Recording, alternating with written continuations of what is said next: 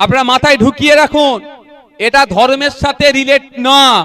ধর্মকে সামনে রেখে গরু ব্যবসায়ী গুলো, এক্সপোর্টার গুলো, তারা এটাকে কন্ট্রোল করতে চাইছে। আমি আমার কথা বলছি, যারা হজ করতে গিয়ে হজে গিয়েছেন তারা বলতে পারবে, ওখানে গিয়ে গরুর গোশত যারা খেয়েছেন তারা সব প্যাকেটে সুন্দর করে মুড়ে ওখানে পৌঁছায়, তারা সব ভারতবর্ষ থেকে এক্সপোর্ট হচ্ছে।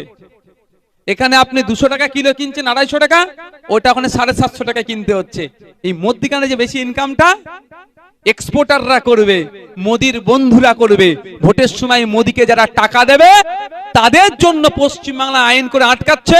যখন গরিব হিন্দু মায়েরা বাপেরা আর বিক্রি হবে না, তখন এদের কাছে এসে কি বলবে? 2 লাখ টাকার গরুটাকে বলবে এই 20,000 দিচ্ছি, দিয়ে দে। এখানে 1,80,000 টাকা লাভ করলো, আবার ওই গোশতটা বিক্রি করবে বিদেশে, ওখানে আবার মাল তুলবে। ওই টাকা থেকে আবার মোদিদেরকে, বিজেপিকে আবার ইলেকট্রাল বন্ডের নামে হাজার হাজার কোটি টাকা দেবে, তোরা পার্টি করো। এই হচ্ছে ব্যাপার। ধর্মকে সামনে রেখে এই খেলাটা খেলছে। তো এই খেলাটা খেলা বন্ধ করতে হবে না, নাই বলেন? ধর্মকে সামনে রেখে এই খেলাটা খেলছে, তো এই খেলাটা খেলা বন্ধ করতে হবে না, নাই? গরমের ছুটিটা কোর্টে পড়েছে, মিটে যাক, আমিও একটা খেলা খেলবো, আমিও মামলা করব। টোটাল গো হত্যা বন্ধ, 14 বছরের নিচে উঁচুতে নয়, আর জবাই করে বিদেশে পাঠাতেও নয়। এখানকার গরু এখানেই থাকে।